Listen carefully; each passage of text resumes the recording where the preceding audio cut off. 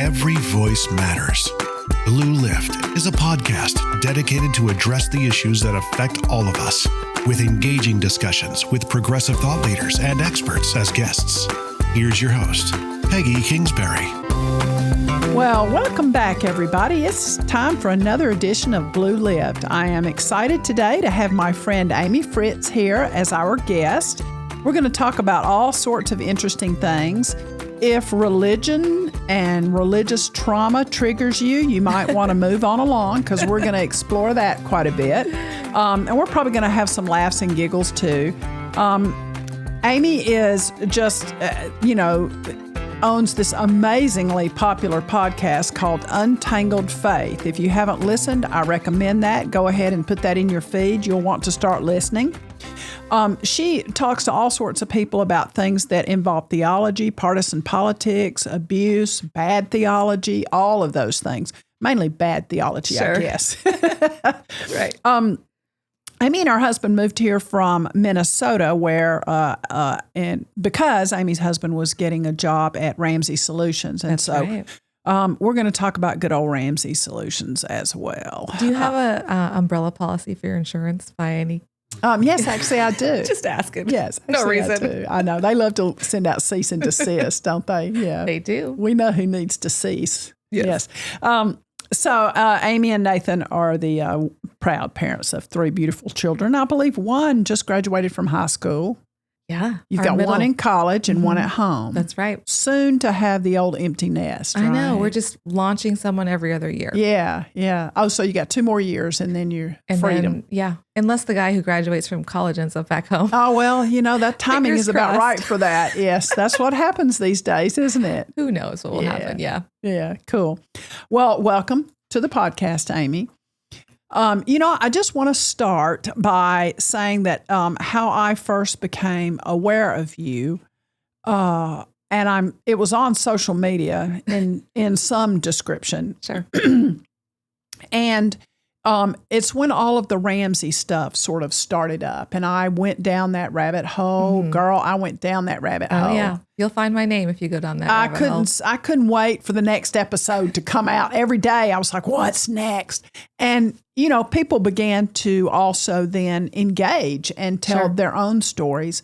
So for people who aren't from around here, Dave Ramsey is the guru of the Dave Ramsey Show, which some of you might listen to, which I used to listen to very faithfully many years ago.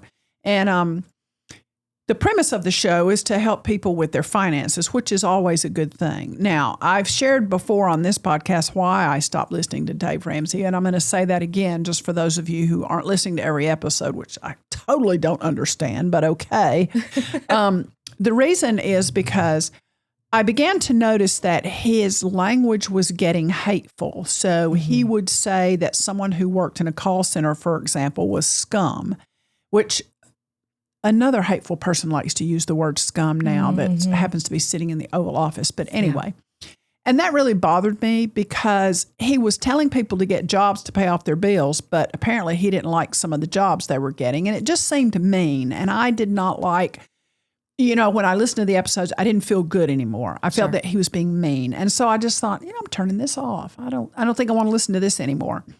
Then I moved to Middle Tennessee, and I, saw the headquarters going up and all of the things, and Ramsey Solutions, the Lampo Group, all these different versions of it, has really grown by leaps and bounds. And I don't know how many employees they have, several thousand, I'm guessing. I think it's close to 1,000. I haven't heard a updated number for sure recently. So I know, he's still got the radio show, of course. A lot of the papers did drop his columns, and a lot of the stations dropped his radio show because, he got himself embroiled in some things. And that's kind of where you come in. Mm-hmm. And I don't want to even try to summarize it for my viewers. I'm going to let you summarize when, you all moved here for your husband to take a job with Ramsey, right? 2012. And it was like a pay cut, but it was this amazing opportunity because you all are Christians. You were working for a Christian organization. And I'm guessing that at the time you loved the family feel of the organization. Absolutely. Yeah. When did things begin to unravel? Well, first of all, I want to clarify, it wasn't really a pay cut initially. Okay. Because we were coming from my husband working at a smaller Christian college. Oh. And so when you work in, people call it in ministry, usually that's sort of code for you're not going to make a lot of money, right. but you're going to feel really good about the mission of what you're doing. So it was similar. It was really close to what he was making, but there was a promise of the hope of making more money. We felt like really beaten down in that season. We were looking for something. We were kind of looking for a ticket out of feeling stuck and discouraged and a really hard time. And it felt like this is it. This is the opportunity. This was the opportunity of a lifetime.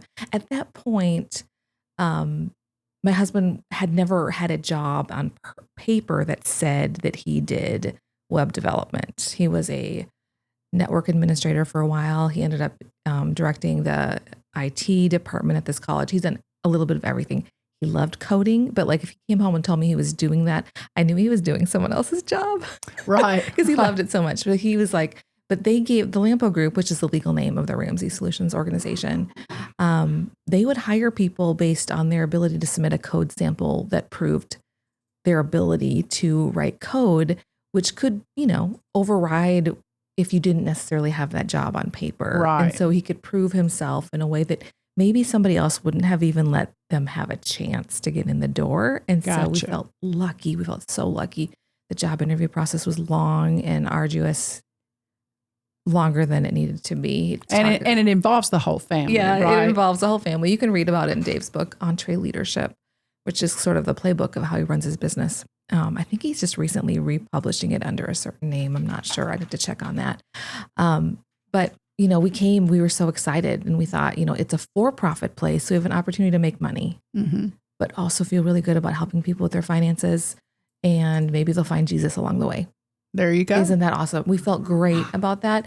There were a few cracks in the system that honestly, I didn't want to see early on. When you pack your family up and you move across the country, you have a bit of blind spot. Sure. And your subconscious even works against you seeing things. I've talked about betrayal blindness on my podcast. It gives myself some grace for past me and for others as well. Is that, my whole brain system, subconscious was saying, don't look there. It will cost you something. But, there was little eruptions here or there, people leaving. John Acuff left suddenly, and that was weird. When there was different articles that called out the company for things that I sometimes thought there may be some validity to these arguments here. They would bring everybody in the company to a big meeting, a team meeting. They called all the employees team members. And they would say, you don't need to look up the article. Here's a copy. Sometimes they would print it off for you. And then they'd frame it for them and say, of course, I wasn't there. This is secondhand. My husband would say, this is somebody that's just on a witch hunt. They're just trying to destroy us. They don't understand X, Y, Z. If you have any questions, come to us. But the message was, don't criticize. Everything's fine. The people that are against us are, progressive evil people. That are on the eerily familiar to current life. Yes. But, I didn't want to think a lot about it. And like you said, at a certain point, you weren't listening. And that should have been a red flag for me that my husband didn't listen, didn't want to listen, wasn't interested in listening. He just wanted to go and do the work that he loved to do. He worked with great people. There was wonderful people who worked alongside. But at a certain point, there was a really big rupture that happened where the Daily Beast published an article called Spies, Cash, and Fear, published by Matthew Paul Turner about the Ramsey organization. He had lots of former employees that talked to him.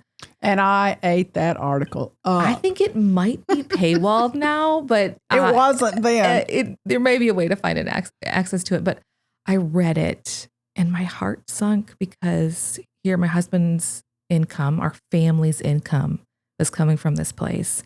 This was not a complimentary article. Oh, no. It talked about, trying to search out people that were saying bad things about them, possibly how they put bounties out there if you turn people in that were saying negative things. It sounded to me a lot like Scientology. I know, like infiltrating Facebook group of a former employee and then like posting the name, like pasting up on the wall of a meeting, like here's all the people that pictures and screenshots of this group of people saying things, terrible things about.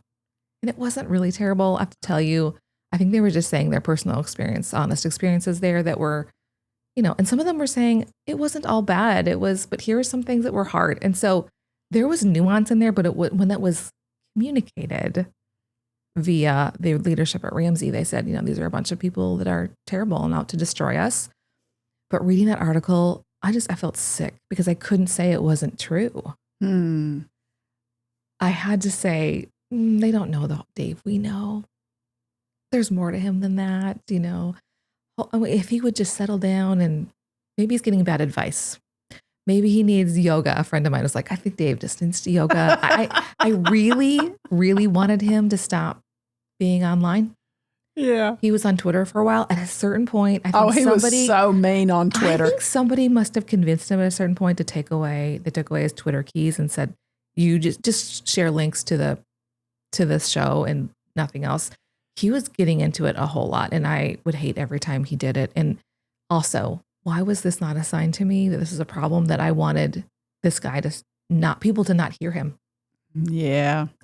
Wow. And yeah, so, at a certain point I paid attention, and then it was little by little. I think I had to see that it was mirrored in politics and in the evangelical world outside of the organization. I was seeing a lot of the things, the scandals happening outside with big evangelical mega pastors and figures that were just falling left and right, making terrible, terrible decisions. And I just recognized the patterns.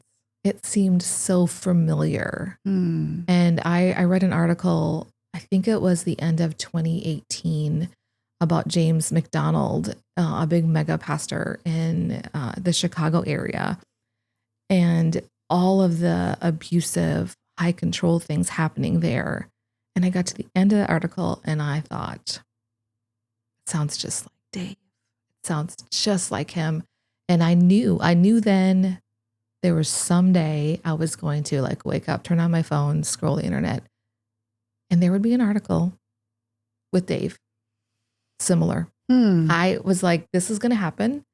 I don't know when, but I know it will. I did not tell my husband at that point. There was a few things that we had felt uncomfortable with, but within like a month or two, like a really, you had my friend Melissa on the show a few weeks ago, but I noticed some things that were happening with her then husband at the company that seemed not in alignment with what they said they were about. Right. And we felt like our integrity required looking into that. And it was so, so scary to ask the questions. Like, we feel like something's up here. We don't know what it is. And my husband brought it up and they said, really, there's nothing to see here. Look away. People aren't really who you think they are. And they were insinuating. Well, they were right about that. My friend actually. Melissa wasn't who I thought they were. Yeah. But the thing was, they assumed she was like coming to, her friends and saying things about her life. She wasn't. No. This was me. This was Detective Amy noticing things. Right. That she would never have put out there. And I pulled those threads and they said, there's really nothing to see. We didn't believe them. And so my husband decided to resign from his job. And, a lot happened then. It's, we have a long story or a short version of this, but that's sort of, it all sort of culminated with like, they aren't who they say they are. Right. All the things that I tried to defend, I can't anymore. And it was hard, Well, and I, as I read all of it back then, and then as I've still continued to read about the story and about this sort of, I think we have to admit, there's been kind of a movement in the evangelical world of some seeing the light and saying, wow, and first let me say, I have friends who are pastors. I know wonderfully amazing pastors. I am a Christian. I do not attend church at the moment. Yeah. And I was, my listeners have heard this before, but I'm going to say it for your benefit. I was as Southern Baptist as a Southern Baptist can be. I sang in the choir. I taught Vacation Bible School. I did it all. And I was deep, deep in. Yeah. And so we're going to talk in a few minutes about untangling that faith, which is the name of your podcast, Untangled Faith. But about the time when some of this stuff was really broiling up, I actually had talked with Melissa about this off air, but I have a familial connection to some of this drama. I don't know if Melissa shared that with you, but my brother, his wife has now passed away. She was a lovely, lovely person. She has 2 daughters. One of her daughters was married to Pastor Larry Grays, who was a pastor in Georgia. And you're going to have to remind me the names. The church that he was a pastor of, the president of the Southern Baptist Convention came from there. Oh, was it Paige Patterson? No. Oh, man. J.D. Greer. There's been several. No, the recent one I think that you reported on the lawsuit about. Oh, Johnny Hunt. Yes. Yeah. He was a pastor at Johnny Hunt's church, and he actually had risen to the level where they sent my family member and him to Atlanta to do a church plant of a church in a midtown area, big high-rise kind of work, live, play community. Big deal. And he was a big deal until he was caught having multiple affairs. And sounds familiar, doesn't it? And he was sent to Johnny Hunt's rehabilitation little place, for pastors who do bad things. Oh my goodness. And his wife was given a little bit. She was given the ability to stay in the apartment they had rented for them in downtown Atlanta with her 4 children for a little while. I do not know if an NDA was signed. I've never asked her, but that was all kind of going on. And then I was hearing about all this other stuff. So my disillusionment was really growing, with all of this. But that's an interesting connection that I have to that world. And I know the things that Johnny Hunt said around the conference table when my relative was there and they were talking about what was going to happen to their family and that he would lose his job and he would go to this rehabilitation home. I know the things that were said all the while. Now we know that Johnny Hunt was doing a similar thing. Yeah. And I mean, that's not hearsay. I mean, this is like stuff he's talked about under oath and depositions. I mean, absolutely. He'd say that he would frame it differently, but if you read it, it's bad. And then even after he left the church and went to, preside over the convention, he brought this Pastor Larry Grays back into the fold, talking about how skilled he was and whatnot. So it was pretty disturbing as a family to see this kind of thing happen. But so my faith, let me rephrase that. My belief in the patriarchal parts of religion began to unravel at that time. I'm not sure my faith ever unraveled. My faith in the things that I still have faith in, my faith in those men who were running those churches completely unraveled. That yarn just fell on the floor and became a blob because I no longer had any of that.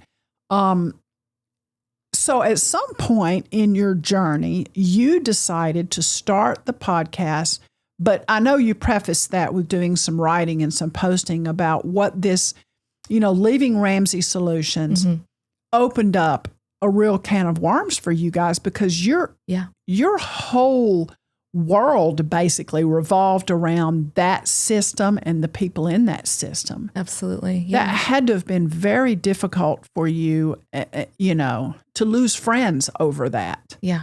I think that is one reason why I can give people empathy that are in these systems and they don't leave. You know, I know there's some people on the outside of some of these places that say, why do you stay? And I want to say, let me tell you how much is wrapped up in that. And in this situation, so many people that have gone to work for Ramsey have been people that have uprooted their lives from somewhere else and moved here. Mm. And so their job brought them here.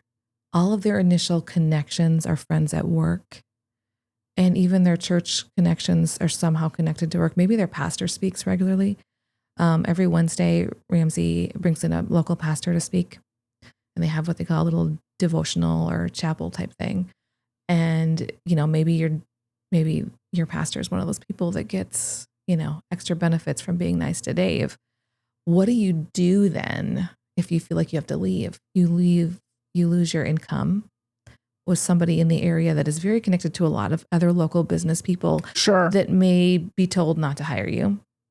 Right. Hypothetically, maybe. I can't say for certain. But he does have friends in the business world. Your friends that will feel uncomfortable around you. Well, but I mean, if you want to talk or be told that maybe you're a bad person that they shouldn't be around, I mean, you lose pretty much everything. And the way I understand it is, let's say that someone who's at Ramsey has a little group they go out to dinner with occasionally.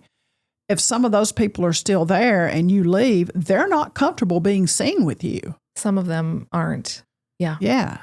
And I would say the ones that are, for the most part, they're going to pretend like you never worked there and you will never speak of it again. I mean, I have seen this happen. They're like, if you basically, they don't say it literally, but some do. Like, I don't want to talk about this. We're not going to talk about it, even though they know that you have been just traumatized. Right. And it's hard. My husband's a very non-confrontational, go with the flow. He's fine. He gets together with guys still that he used to work with. They never speak of it. I would be like, it would be so hard for me. I would not be able to do that. He is able to. Well, and I, it's fine. Some different people have to deal with it differently, and he can compartmentalize real well. Men compartmentalize things better. You know, there's that old. I've seen it like this drawing of a man's brain is if you're going from A to F, they go A, B, C, D, E, F. Yeah. Whereas we're like the old family cartoon that used to be in the paper where it's, we're going to go in 7,500 different directions and we're going to get to F, but we're going to know how it felt to get there. We're going to talk to 30 people on the way there. Yeah. We're going to consider all the options, and hey, I'm not so much a feminist that I'm not okay admitting that. I think we're just a little wiring difference there. I mean, there's some, I think the stereotypes are based on some general things that play out over time, but you're right. It cost us. Is really hard. We lost a lot. At a certain point, though, I wanted to start a podcast because I knew there were a lot of people in similar and adjacent sort of situations that have dealt with their faith sort of being tied up with something that was co-opted. Their faith was co-opted to give somebody power and influence in some area. And it ended up making people do terrible things that hurt people. And I wanted to talk about that. And there, at that point, today, there's a million podcasts like this. In April of 2021, there wasn't a lot. And that was about 2 years after my husband left his job, and about a year after I spoke publicly for the first time through a blog post about why Nathan had left. And we got pushed. We had some ramifications. Oh, you got the cease and desist. We got a cease and pretty desist. Quickly, didn't you? And I was just reading it over again yesterday because it's been 5 years. 5 years, May 20th. Well, May you 21st. haven't ceased and desisted No, yet. but I will tell you about that. It was traumatic. Oh, I'm sure it was. Over the course of several hours, like we had gotten a phone call from a friend that said, "I just got this cease and desist letter." So like, someone else got one too. Someone else got one, and I had been the person that had spoken up, and it started a ball rolling, snowball. Yes. Let's refer to Dave's snowball theory. Yeah, there you go. The death snowball. I started a snowball. I am willing to snowball. own that. I'm actually proud of it. Absolutely, you should be. I was so careful about what I said that everything I said I could back up. Every verb I used, I said I knew things for certain when I only knew things for certain. Right. I said I felt like something when I just felt like it, or I had an assumption or an understanding. I was so careful because I know what can happen. Right. I published that during the COVID lockdown that was here in Tennessee for a brief period of time. It was very strategic on my part. I'm like, there are people that are home from work during this time. They might have a chance to interact with this information. That's in a way. when I went down that rabbit hole. I had nothing but time, and I was doing it. So I said, this is the time, and I did it. And a friend, within a day or so, one of Nathan's former coworkers reached out and said that hadn't really spoken to Nathan since he left. He wanted to come over and talk. Now I thought either he's going to be real mad at us and tell us we need to stop and I messed up, or we don't know. What does he have to say? Yeah. He came over. He wanted to hear the whole story about why Nathan left. Okay. He took notes. We sat outside, social distancing. And he said, I believe you, but I'm going to do a little more work to corroborate some of these things. And he did. Everything we said turned out to be true. And then he planned his exit. Wow. And when he went in about a month later and he said, I can't stay here anymore. I've looked into these things that you said. I don't believe that you're representing this accurately. He recorded the conversation. They didn't know, but Tennessee is a one-party state. And because he was there and he consented to himself being recorded. There you go. He recorded them basically say, well, they were trying to make some excuses We'll for shoot the messenger. why they kept this guy on staff while they did, fired other people for lesser offenses. It did not make sense to us. So like, well, we don't actually, you're gonna have to put like an explicit maybe on this episode.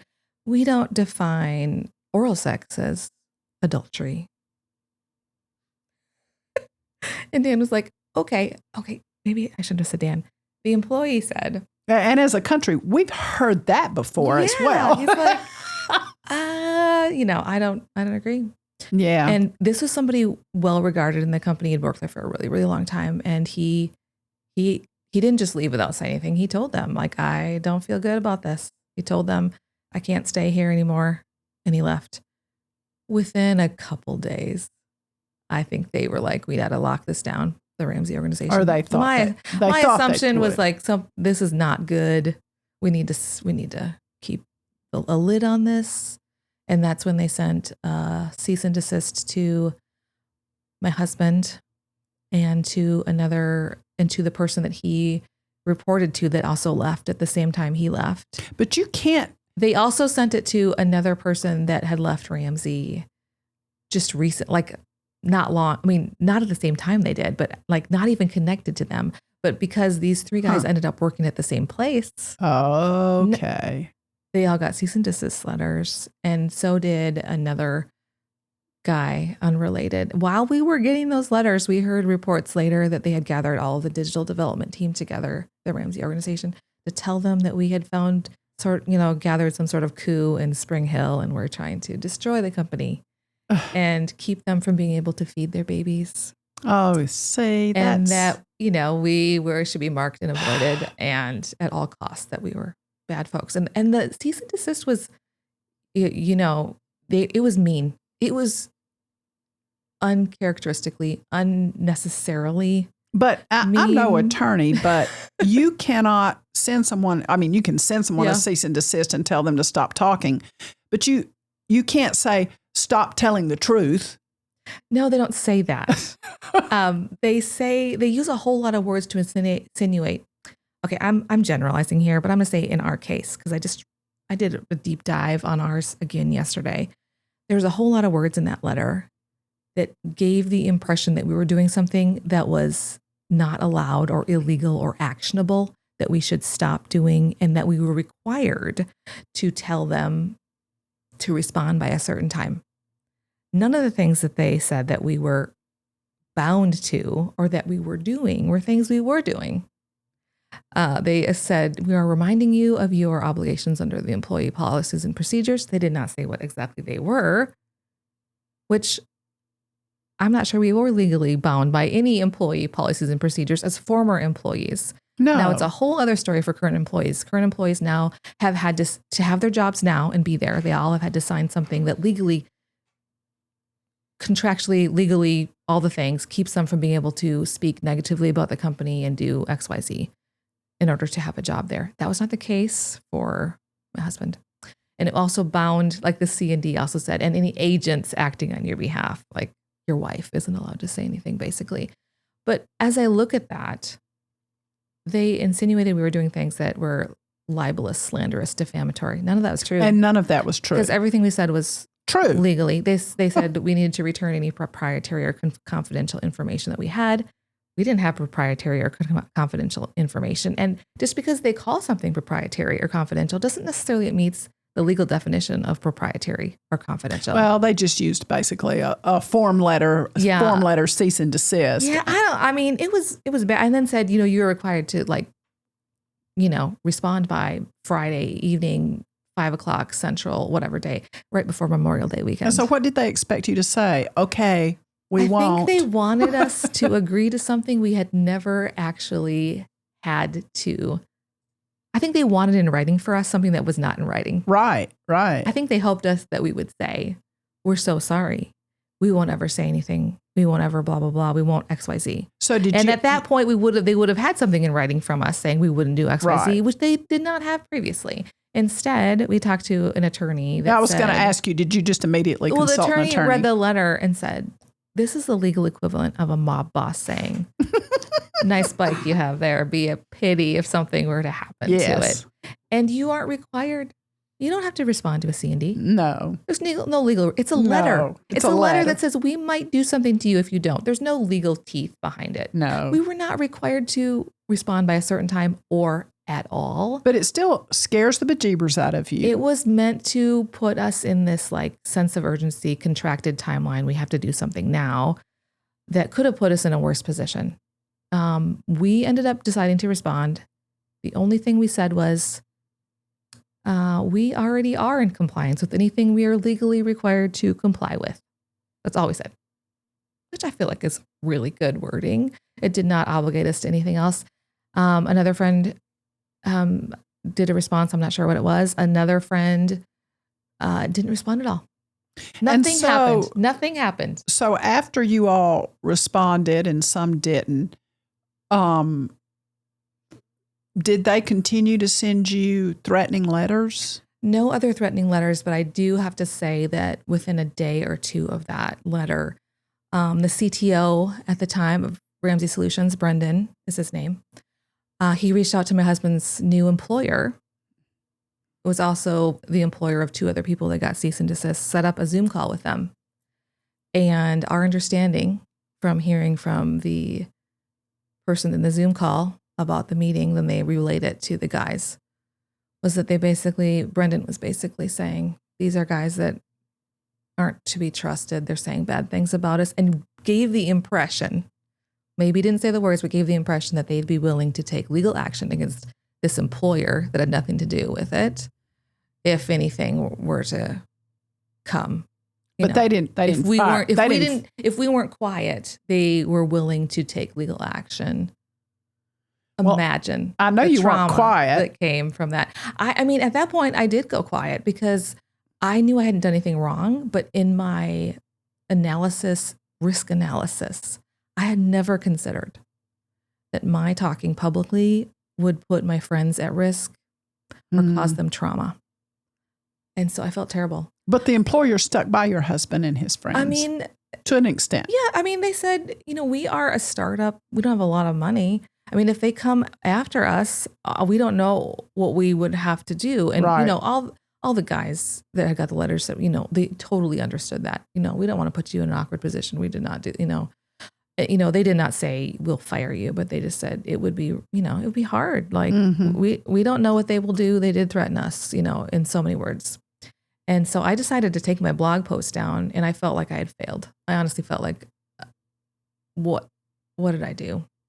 And not because I thought I did something wrong, but I felt like a failure that I took it down. However, But the cat was already out of the bag. Right. Journalists had seen it. yes, you took it down, but a lot of other people picked that mantle up. Journalists reached out to me and were like, "Hey, you want to talk?" And I was like, "I can't right now." Yeah. And you need somebody with firsthand experience to go on the record. And I just kept waiting and paying attention and documenting what I saw on the outside. I made my Google Doc of information. And I don't know, about 6 months later, I did reach out to religion news journalist Bob Smetana, and I said, "Hey, I might have a story that maybe you could run." And did he ever? And he did. He did a couple. We kind of gave him here's the initial story maybe you could do, see how you do. I mean, I make it sound like it was a trial. It wasn't really, but we kind of wanted to see how it was handled. And he wrote about some of the things that happened during the COVID lockdowns, and it was very well reported. Oh, yes, and I think it was. at first read, this came out, I think, December of 2020. At first read, people might not have thought it was that big of a deal, but the more you read it and the more you saw every little thread that was tied together, it was a masterpiece. People went nuts. Masterpiece. Online. It was getting ready to be, here's sort of a funny aside story. Right before he was getting ready to publish it, I was sitting outside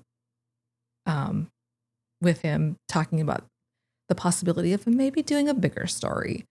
And while I'm out there with a couple other people that were giving information to Bob, I got a text from Stephen Hale from the Nashville scene. He's not there anymore. He's doing another thing.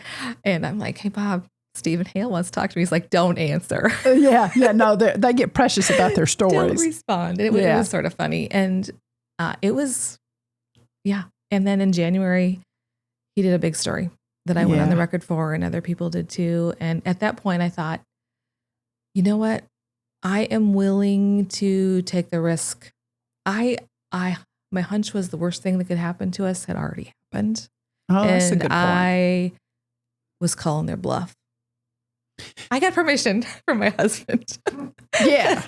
I'm like, "How do you feel about me doing this?" I felt like somebody had to go first. Sure. That people going on the record weren't going to want to be the first. If they could hear somebody else was, maybe I could give them courage. And so I was willing to say what I knew from my own experience as a spouse.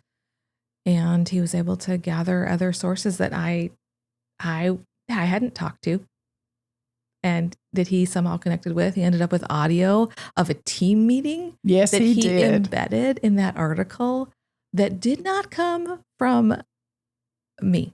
Is that the story where Ramsey had a gun in the meeting? No, this is the story that got your six. Oh, yeah. Whole long thing that.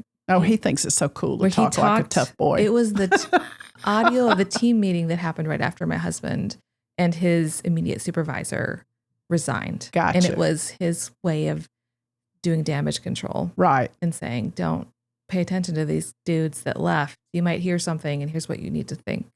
You know, the two parts of the whole saga that really made my ears perk up and that have really stuck with me is when it did come out that now current employees have to sign something that said, and my thing is if you go to work for somebody and they say before you start work you have to sign this piece of paper that you won't talk bad about us, that's like a red flag. That's a huge red flag. It's wild. If I can't even imagine. I mean, it's one thing to say you can't say untrue things about us, but that's already a legally protected thing. You don't need to sign something. Yeah. But to tell somebody you can't even say something true. Yeah. If it's just don't talk. Yeah. It's so a bizarre. Yeah. Other unless you're, level. Dealing with national security secrets or something. But I mean, this is but this that's is a radio like show. that's a non-disclosure more than a non-disparagement. Exactly. Right? And so there's a couple different ways those things play And then out. the other thing is when the story came out about the young woman who worked there who was not married and had become pregnant. Yeah. And she was fired. Yeah. And I read that and I thought, wait a minute. First of all, pro-life. While they were covering for the other guy that brought in millions of dollars for them. Yes. While they're covering for the one who's, running all over Tennessee doing what he was doing, this young woman is not going to abort her baby, which as a Christian organization, they should applaud that. Yeah. And instead of, wrapping her up in their arms and whatnot, they fired her. Yeah. And I just thought that was horrible. Yeah. I mean, I think that's what's coming back to bite them because she's suing them. Yeah. There's an ongoing lawsuit about that right now, and we'll see how that plays out. It's been sort of waiting for the judge to make a decision on summary judgment for years now, several years. But there are a lot of lawsuits against. And there's another lawsuit that's ongoing. That's the trial is actually scheduled for June. Wow. I think middle of June or middle of July. Maybe it's middle of June. I can't have to connect. It's the Amos lawsuit. If you look that up, the Lampo versus or Amos versus Lampo group, you'll find that. But yeah, I mean, it was wild. But the thing is, when I decided then to do the podcast, I'd already gone on the record and decided I wanted to give people a chance to kind of work through some of those hard things, especially if they were connected to your faith. It was okay to talk about it. Which is the interesting thing to me is that all of this, these kinds of things happen at other organizations, but when it's wrapped up in your faith, which is a big part of who you are, and then you have to begin to, as you say, untangle some of that. And I'm going to ask you, I think I know the answer to this question, but I'm going to ask, you've untangled your faith from all of that nonsense. Has your faith remained intact? Oh yeah, it has, but I can't say that it's easy. But I believed what they said. I believed what they taught me, and I still believe. And I found out that they didn't believe a lot of the things that they said. But like what I see in Jesus as being a person of compassion and integrity, I believe that. Sure. I believe all the Nicene Creed still stands. But the idea that to be a good Christian, that you have to do XYZ, that Jesus never would have. He didn't know what a Republican was. No, he certainly But did if you grew up in Gen X like I did, it was very much like if you were with the good people, you were listening to James Dobson and Rush Limbaugh, and you didn't differentiate between the two, even though both didn't claim the same faith. Right. And of course, Rush Limbaugh was all about the right politics and conservative politics, and I just can't. I can't anymore with that.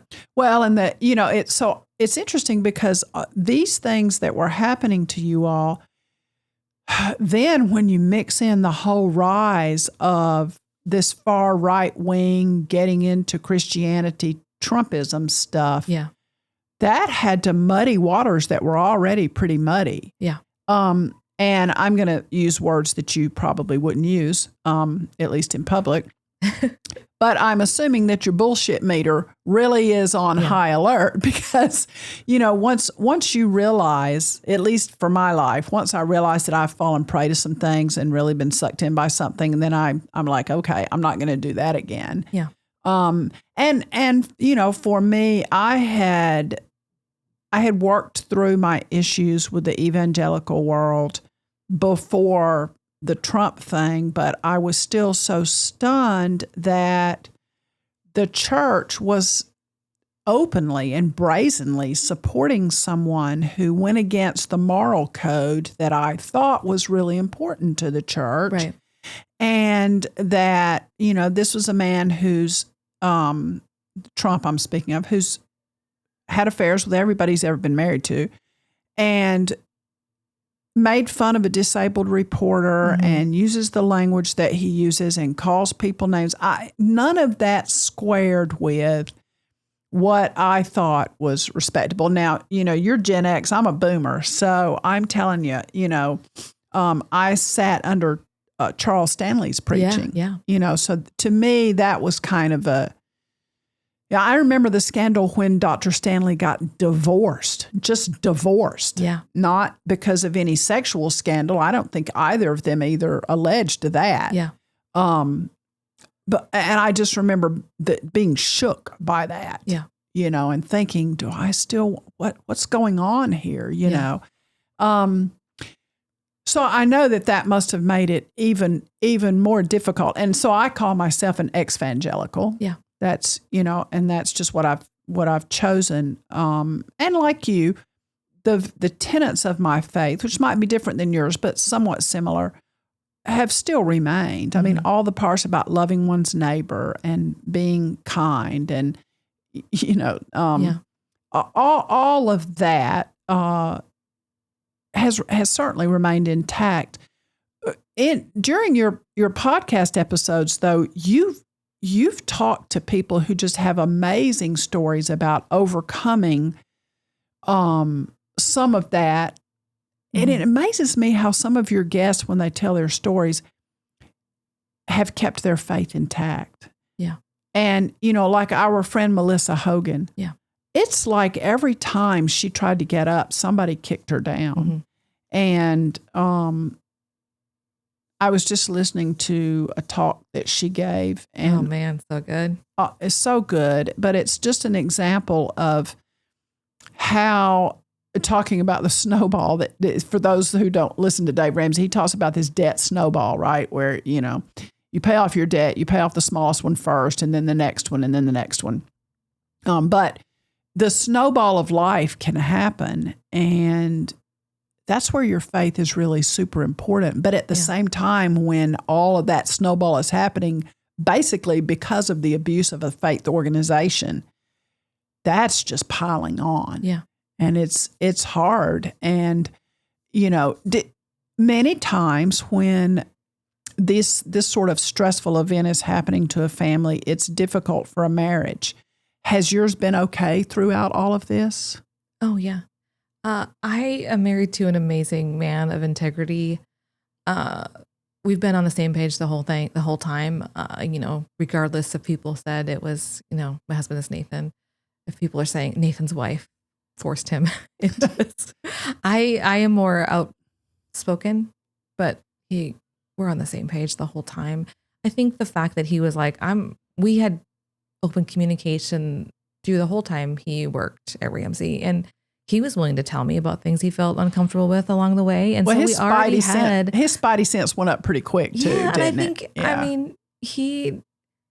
I think he would say, this is not somebody, Dave isn't somebody I would have actually been drawn to. I never even listened to him on the radio before. It was this great job opportunity I wanted. It was despite Dave, probably not because of him.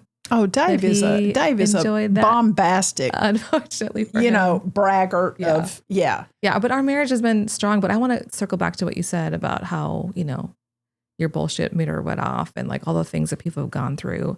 And some people hold on to their faith and some people don't. But I don't think I would be overstating to say Melissa would say this, Melissa Hogan. She feels rescued in many ways from the life that she thought was a good, typical, true. The life she had, the faith that was built on things that weren't strong. And I feel similarly. I feel like my faith has been rescued from the co-opting of people that would use it for power in a way that would just, make themselves bigger and stronger. And I do not regret that. I regret the people hurt that I had to see it. I regret it took so long for me to see. But I am grateful that I see it now. I mean, once you see it, you can't unsee it. And I think there's that initial thing of like, oh man, I didn't want to see that. But now I'm so glad. I'm so glad I see it. I'm so glad that I'm not going to sign up for the things that I didn't know I was signing up for. I thought was good. Right. I don't know if that makes any sense or not. No, it does entirely. And I'm not giving a pass to the evil people. But I am thankful that I see the people for who they are. Right. And myself for who I was, and not being able to see. There were several resources that I would say were so helpful for me along the way. And I think it would help anybody in any sort of organization. Learning about betrayal blindness was really helpful for me, and how our brains keep us from seeing things that cost us something. Gives myself empathy, gives other people empathy. So Blind to Betrayal by Jennifer Freed was so good. And I probably need to read that because I think a lot of people who have been on a similar path to me have a difficult time, and I'll speak for myself here. I have a difficult time showing great empathy to people who are still eating that pie. I just have a hard time with Christian friends who are still all into some of those things. And I will tell you, Amy, I'll be perfectly honest. There are times when I have a flashback to something I believed and even expressed, and I'm ashamed. Oh, me too. Because me too. I think, what was I thinking? Yeah. You know, and so I have become softer. My faith has not become softer, but wow, I have realized that the umbrella of Christianity is huge. And so it has been freeing. I agree with you that there is, a freeing. And, like Maya Angelou says, when people show you who they are, believe them the first time. It took a while. And I'm still sucked into a few things. But, I am trying to practice empathy for others who are caught up in basically what I say. You don't have to say this. I say is a cult. Yeah. There's a cult atmosphere. And when I see people, buying the wardrobe and flying the flags and doing all the things, I'm like, that's a cult is what that is. Yeah. And so I'm trying to have empathy for people who don't see that yet. I'm completely with you on that. I was going to say another book I read was by Steve Hassan, who's the cult expert. Yes, he is. I've listened to him. Yeah. He wrote Combating Cult Mind Control, basically about high control groups. And here's something he said that I won't ever forget is that it's really hard to address somebody head on, to challenge where they are, because their defenses are going to be so high. Right. People aren't going to be able to hear it, even if you love them. If it's you mean the best. What is more likely to be effective is to say, hey, Peggy, I just watched this documentary about Scientology. You have to watch the Scientology documentary. I know you love these things. It is wild. And what happens is they can see something adjacent. Yes. Or something that reflects some of the unhealthy things that are happening in the culture that they're in that may open their eyes. Even just a tiny bit. Watch the Way Down documentary about Gwen Shandlin's church. Oh, man. I mean, there's something that will turn the lights on, that will be familiar to them. Yes. Where you said they thought you were talking about Scientology, but they would be able to tell themselves then, oh boy, that does sound a little familiar. And then the door opens a little bit, and it has to come in sideways. And I keep that in mind for people. That's good advice. That's good advice. When I drive by the Remnant Church, which for listeners happens to be in my neighborhood, essentially in the town I live in, I'm still stunned to see that people go to church there. And I'm thinking, did you not watch the show? I'm not sure if they're meeting or if the daughter actually just calls in. Oh, I think she calls in a lot of it, but yeah, I had heard that they're maybe still she was there, I know. And they actually. But also the whole thing, same thing. So much of their support structures, even jobs, careers, family, friends, they're all there. Totally, and their group attempted to run a couple of candidates in the elections in this area for county-wide offices, and we hear they may be ginning up to do that again. But yes, that is one wrapped up cult going on over there for sure. Yeah. You talked about the Trump comparison. I think that helped me see the unhealthy stuff happening in Christianity and in the Ramsey org. And I couldn't escape it. This really high profile person in front of all of our faces, which I never was on board with. I had to reckon with how similar he was. Right. What we were seeing right in front of our faces there with my husband's workplace. Right. Well, I mean, one thing Dave Ramsey's done right is he has to know that if he's found guilty of anything criminal and goes to jail, he'll get a pardon. Because that's apparently the soup du jour. It would have to be federal, right? Yeah. But I mean, you never know, right? It's wild. It's so wild. Yeah. It's a wild ride for sure. So let's talk just a minute about your podcast and then we'll wrap it up. Who would you like to interview that you haven't interviewed yet? Nancy French, who you have interviewed. I did. She's delightful. I feel like, did they just move to Chicago? Well, or just a briefly yes thing and to help out no. their I kids? think they're doing dual residences. Okay. So they've left Williamson County for Davidson County, and then they have an apartment in Chicago. They spend a lot of time in Chicago anyway, and I think my that's understanding is they probably want to. Their youngest maybe hasn't graduated yet. Not quite They probably yet. are going to graduate their Yeah. youngest, and they've got Yeah. kids in college. Yeah. And grandbabies yes. in Chicago. So Yes, exactly. I would love to interview her.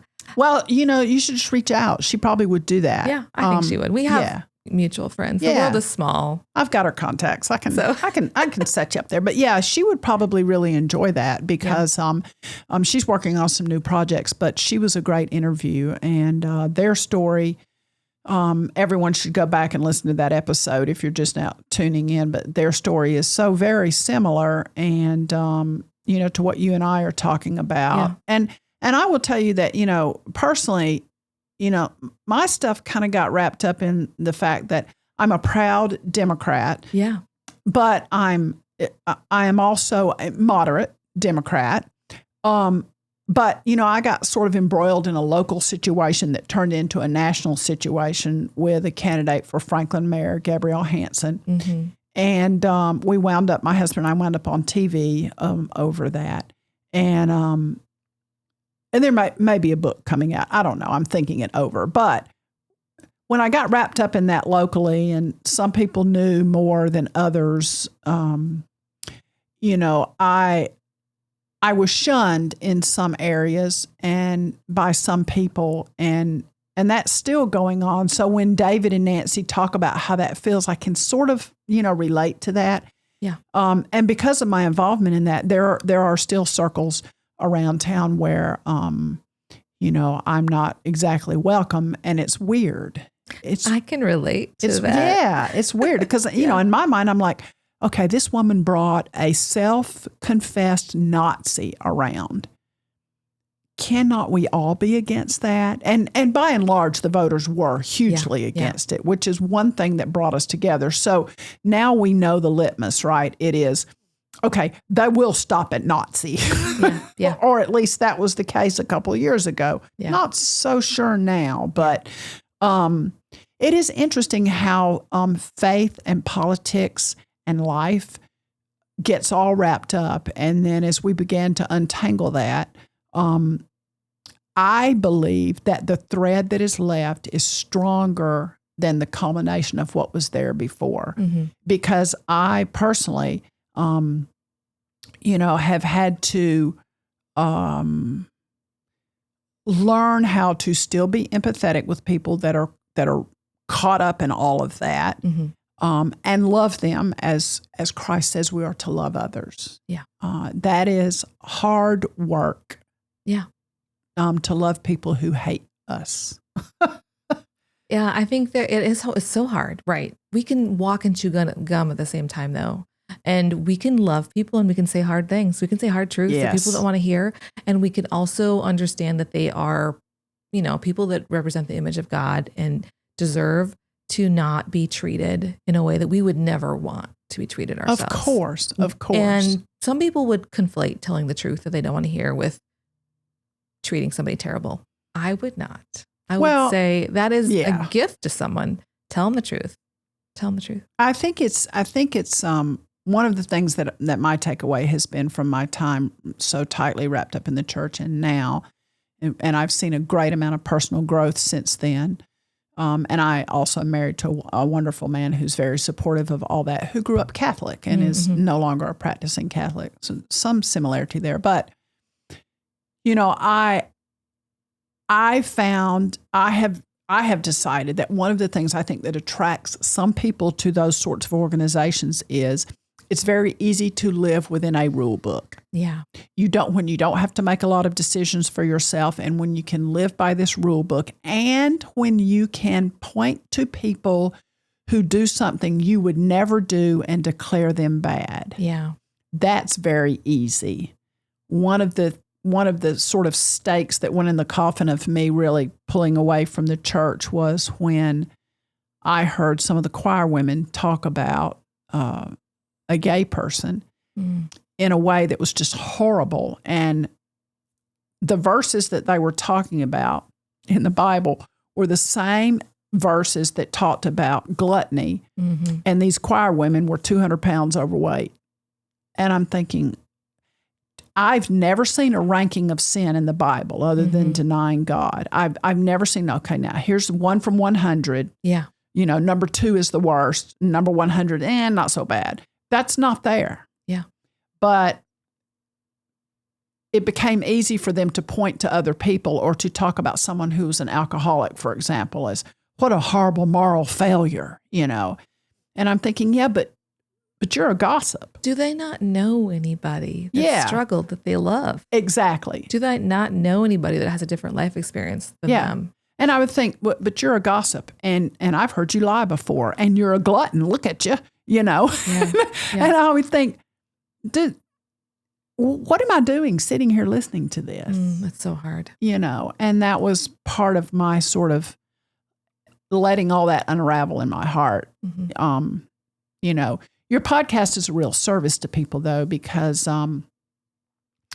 it gives a place for people to say, hey, I still embrace my faith. Yeah. Totally embrace my faith. I just don't agree with this, this, and this. And that's okay to say that. Yeah. You know? So you're doing a service. Thank you. To folks. I appreciate that. And I'm sure you've learned a lot too. Oh, from listening to other people's stories. Yeah. Yeah. And legally, or is Ramsey still coming after you, or? They deposed me for the lawsuit that they are in with the gal that was pregnant that they fired. Oh, wow. My assumption was because they didn't have anybody else really to depose. They deposed Melissa Hogan and they deposed me.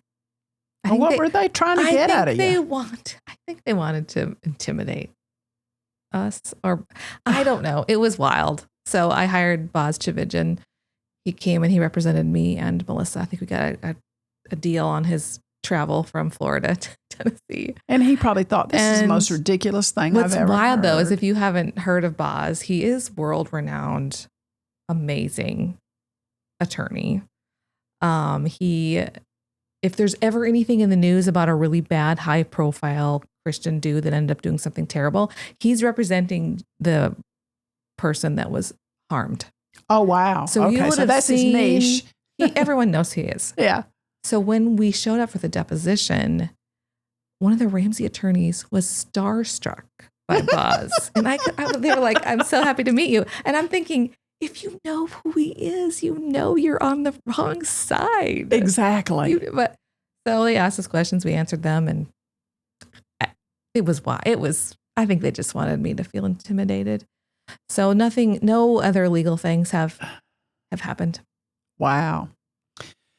Well, it's all going to turn out like it's supposed to turn out, right? Yeah. You know, and that young woman, I think, is going to win because she was treated very badly. And there's a lot of inconsistency in how they upheld their stated principles, and which is the point. I mean, that's a problem. Yeah, which is the point. You let a man get away with this, this, and this, and and she, was shunned and run off the property essentially. So, well, I will just say to the listeners, if you've got some time, I mean, it's going to be a hot summer around here. If it's 108 degrees in August and humid, and you want something to look at on the internet, just Google Amy Fritz and Dave Ramsey and have fun with that. Yeah. Go to my website, untangledfaithpodcast.com, and you can look at the categories of episodes, and you can there's a category that shows all of our Ramsey related episodes. So that will keep you busy for quite a while. There you go. So I was gonna ask how people can get in touch with you or keep in touch with you. So it's untangledfaithpodcast.com. Yep. And I recommend that to my listeners. You put an episode out every week. Is that? I try to, but it's been like every other week recently. I'm getting back in the swing of things. There you Life's go. been kind of crazy. Yeah. Well, you had the graduation. That's right. Yeah. And I know, and before we stop, I know we're going over time, but even that was hard because your homeschool organization was wrapped up in all of this stuff. Yeah. It was your whole life was wrapped up in it. Yeah. One of my husband's, like not his immediate supervisor, but the one above that stayed and hired Nathan. They were there. They were there. They were there. But it just wasn't spoken of. The thing we don't speak of is not spoken of. That's right. Well, that's good. That's good. Well, thank you so much for taking time out of your busy schedule to come and do this with us today. I appreciate it a lot. I think people will find it super interesting. I have a lot of listeners who are very interested in this topic. And if you live around here, you drive by the Ramsey Palaces and you see all of that on a regular basis. So thank you so much, Amy. And I want to thank everyone for tuning in. If you love the episode, share it with some friends and send me an email and let me know. And we'll talk to you all next time. Thanks, guys.